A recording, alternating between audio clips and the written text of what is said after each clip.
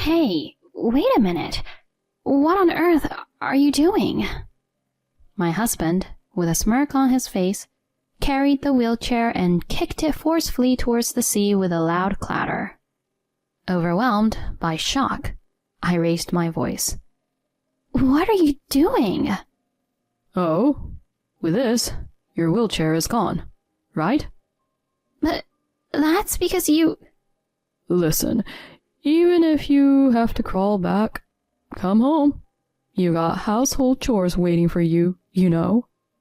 No way. With both legs broken, my wheelchair is my lifeline. Now that this last resort is gone, I can't even move. What am I supposed to do in this situation?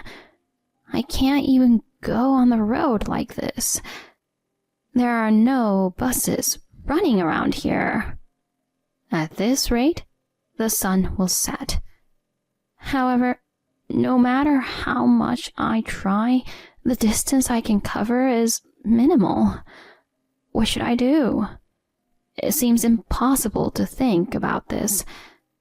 At that moment, when my spirit was about to break, an unexpected event brought a ray of light to me. My name is Samantha Miller, and I'm 29 years old. After graduating from university, I once worked for a major company, but resigned when I got married. Since then, I've been living an ordinary life as a housewife. It's been 2 years since I married Maxwell, my husband. The reason I quit my job was because of his words. When we get married, I want you to quit your job and take care of that house. Huh? Does that mean becoming a full-time housewife? Yeah. I can handle the income somehow. More than that, I want to build a home where meals are ready when I come back. But if that's the case, I could still continue working. No. Wouldn't you feel uneasy with various things if you had a job? I think it would be emotionally easier to just do the housework. Well, that's true, but my husband works for the company run by his father. He's in a position to become the president soon, having received a high position at a young age. In my case, there is income, and it will likely continue to increase in the future. Even if we have children, we can live comfortably with his income. Perhaps I don't need to force myself to continue working at this point. I didn't dislike my job, but it wasn't a profession I was particularly passionate about. In that case, I aim to shape the process as closely as possible to his ideal. With that in mind, I agreed to his request for me to quit my job. I decided to quit my job and become a full-time housewife to support our household. Marriage with a person I love. Newlywed life spent leisurely doing household chores. Is it really okay to be so blessed? With such thoughts in mind, we became a married couple. However, at some point, this newlywed life started to feel like a burden. The trigger was a trivial thing. One day, about 3 months after getting married, on that day, coincidentally, when I wasn't feeling well, I arranged frozen side dishes I had purchased in advance for dinner. Upon seeing that, my husband immediately raised his voice in anger. Hey, what's this? Huh? What do you mean? This is dinner. You didn't make this, did you? Yeah. I wasn't feeling well today, so I used frozen side dishes. Right after explaining that, my husband threw the side dishes, along with the plate, into the trash. Caught off guard by this sudden action, I was speechless. Huh? What just happened? He threw away the dinner side dishes? And the whole plate? Is this a joke? Maxwell's breathing was heavy, giving off a different vibe than usual. Without understanding the situation, I somehow managed to squeeze out some words. Maxwell? Why would you do something like this? Huh? You're supposed to be a housewife, and you use ready-made frozen food, right? Are you making fun of me? No, that's not... I'm sorry, it turned out to be pre-made. But I wasn't feeling well, and I couldn't make something elaborate. Shut up. Is this what you call preparing dinner? All you did was arrange ready-made side dishes, right? You're not even trying to give off the feeling like you did something proper. I'm sorry. An intense fear shook my entire body. Did he get so furious over this? I had never seen him like this before. Sure, I did something wrong. Admittedly, the side dishes were already made. But I also cooked rice, made soup, and prepared some side dishes in advance. Why is he so angry just because one side dish was frozen? I had questions for my husband, but it wasn't a situation where I could confront him. In the end, he went out to eat alone. From that day on, my husband's domineering attitude worsened day by day. I was no longer addressed by my name, but rather with Hey, or you. treated like a housekeeper. Even after 2 years of marriage, nothing changed.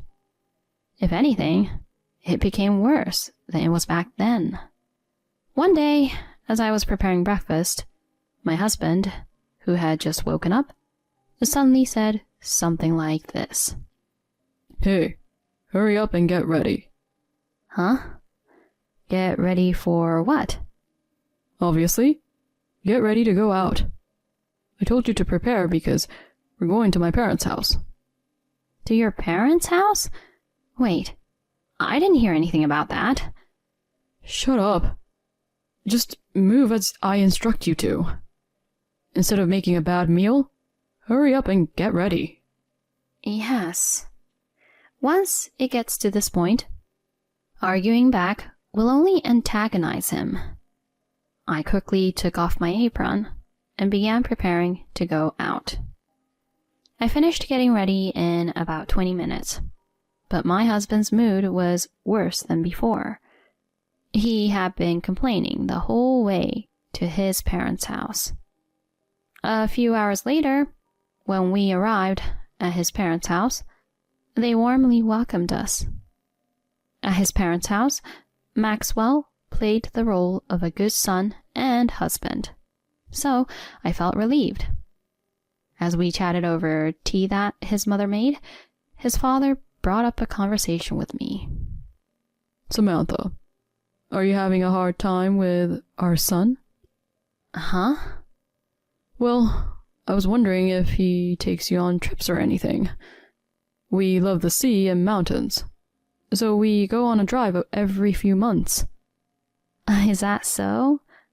I'm sure your wife must be delighted. It would be nice if that were true. Lately, she just sleeps in the passenger seat, so it's a bit lonely. Your wife is busy every day, too. As we were having this conversation, I noticed that my husband was glaring at us with a sharp look. It was as if he was saying, Don't say unnecessary things. I don't intend to expose my husband's true nature to my in-laws. I am the one who receives his abusive remarks and unkind actions, and only I know about them. Without solid evidence, there's no way I could talk to my in-laws. Even if they believed me, my husband would likely deny it. if my in-laws were to give him a warning, I would undoubtedly face severe consequences later. The best strategy is to maintain the current situation. To do that, I must avoid saying unnecessary things in front of my in-laws. I just have to play the role of a good wife, keeping silent as instructed. I repeated this to myself many times and barely managed to get through each day. Then, a week later, the incident occurred. On the way back from the supermarket, where I went to buy dinner ingredients, a car ignored a traffic signal and collided with me, causing a serious injury with both legs broken. I was taken to the hospital, and my husband should have been informed, but he never came to visit. In the end, he didn't show up even once until I was discharged, so I had to buy everything I needed from the hospital store. Since both of my legs were broken, I had to use a wheelchair for mobility. Moving it on my own consumed more energy than it seemed. The hospital was spacious, and reaching the store was quite a challenge. On the day of my discharge, I received no contact from my husband, and I returned home alone. When I got home, my husband, despite it still being daytime, was drinking beer and snacks in hand. Finally, you're back. In his tipsy state, unable to endure his mocking, I involuntarily raised my voice. Hey, isn't this going too far? I had an accident, you know. Huh? So what? There were no life-threatening injuries, right? That's what I heard, so I didn't bother visiting the hospital. Normally, when a family member has an accident, you rush to be with them, right? Do you have any idea how I spent these 3 weeks? And what's wrong with that? Just so you know, I had to do all the housework by myself for 3 weeks, because there was no maid. Maid? My husband clearly said that to me. Not wife, but maid. Tears welled up with anger and sadness, blurring my vision. I headed straight to the bedroom and cried myself to sleep that day. Having cried myself to sleep last night, my head was pounding in the morning. With no motivation to do anything, I lay in bed, and my husband called out from the bedroom door. How about going for a drive to clear your mind? Huh? A drive? Didn't I talk to my parents about it before? Going for drives regularly or something. Oh, yeah. But why all of a sudden? Well, I figured you must be tired after being in the hospital. Well, it's just a change of pace. I couldn't believe my husband was making such a suggestion. I was too surprised to find the right words. I was genuinely happy that he understood my feelings. Yeah, let's go. All right then, get ready. I'll be waiting. Got it. I was accustomed to operating the wheelchair, but with both legs immobile, even dressing was a struggle. Since it was cumbersome with separates, I chose a one-piece dress that I could put on easily. From the house to the car, my husband pushed the wheelchair for me. Did he reconsider because of what happened yesterday? His casual kindness warmed my heart. Perhaps Maxwell had also reconsidered. Could our relationship as a couple move in a positive direction? Although the accident was tough, if I can live happily with Maxwell from now on, there's no point in always thinking negatively. I've decided to enjoy the drive with my husband to the fullest. A few hours later, We've arrived. My husband parked the car and took the wheelchair out of the trunk. We had arrived at a high point along the coast. Before us, the vast sea stretched out. Wow, it's so beautiful. Right? My dad showed me this place. Amazing. Thank you, Maxwell. As I expressed my gratitude again, my husband smiled slightly. But in the next moment, he roughly grabbed the wheelchair and moved it towards the cliff. Unable to move, I remained in the passenger seat of the car and shouted, "Wait a minute. What are you doing?" While grinning, he moved the wheelchair towards the cliff and kicked it forcefully towards the sea. In shock, I raised my voice. "What are you doing?" Well, now your wheelchair is gone. But you're the one who... Too bad. Your legs are already gone, right? This is terrible. Why would you do such a thing? My tearful cries seemed to annoy my husband, who responded with an indifferent expression. Did you seriously think I brought you here because of my parents? What do you mean? You carelessly had an accident on your own, avoided housework for 3 weeks. It's only natural to face the consequences, right? Careless? Someone disregarded the signal. And I didn't neglect housework at all. Shut up. Keep your mouth shut, okay? Crawl back home if you have to. You've got some value left in you. How could you? My husband dragged me out of the car and left me there. Then he got into the driver's seat, started the engine, and drove back along the same road. Please, Maxwell, wait. No matter how many times I shouted, my husband just grinned and looked at me. My pleas were in vain as he continued back along the same road. For me, with both legs fractured, the wheelchair was a lifeline. Now that this lifeline was gone, I couldn't even move. What am I supposed to do in this situation? I can't even reach the road. This area doesn't even have buses running. At this rate, it will be dark soon. However, no matter how hard I tried, the distance I covered was minuscule. What should I do? It's impossible to figure this out. Tears fell uncontrollably, and I bit my lip hard. A faint taste of blood lingered. The anger against my pitiful state and my husband's heartless actions wouldn't subside. This is not a joke. How much more does he want to belittle me? If this continues, Just when I felt like my spirit was about to break, a car stopped in front of me. Samantha? Is that you, Samantha? A man approached with a surprised expression. It was none other than my father-in-law. Dad, why are you here? That's my line. Samantha, why are you here? What happened to your leg? Oh, I had an accident and ended up with fractures.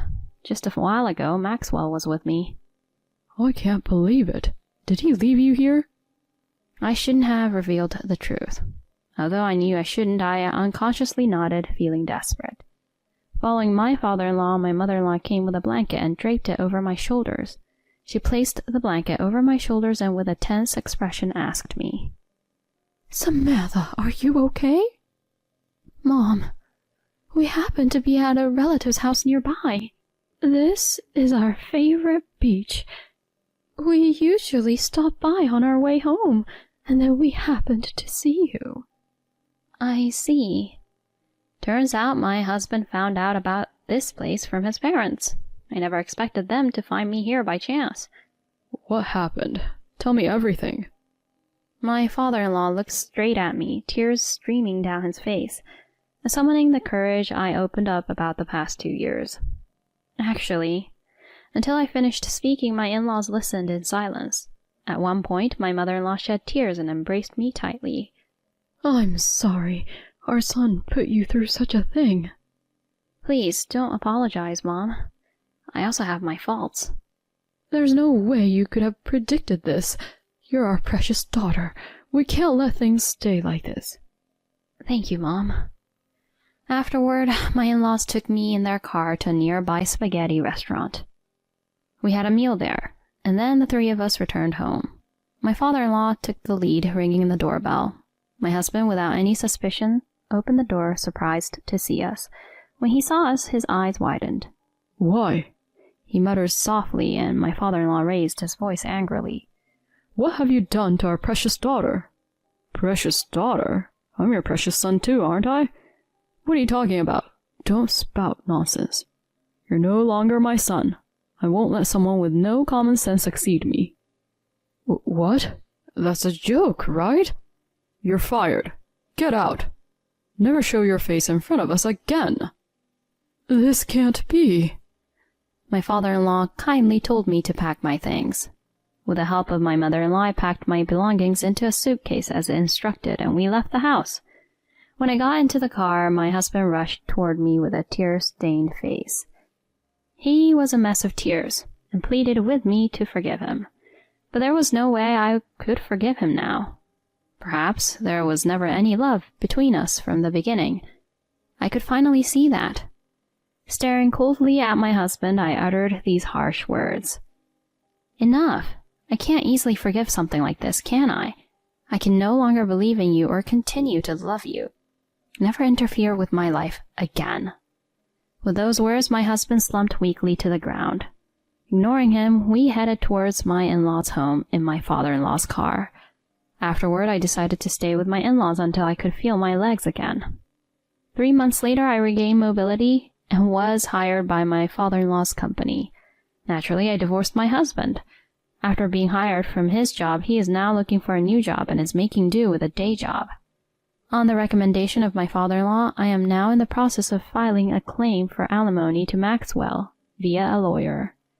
Regarding being abandoned, my in-laws will act as witnesses, so it's only a matter of time before he is held accountable for his actions.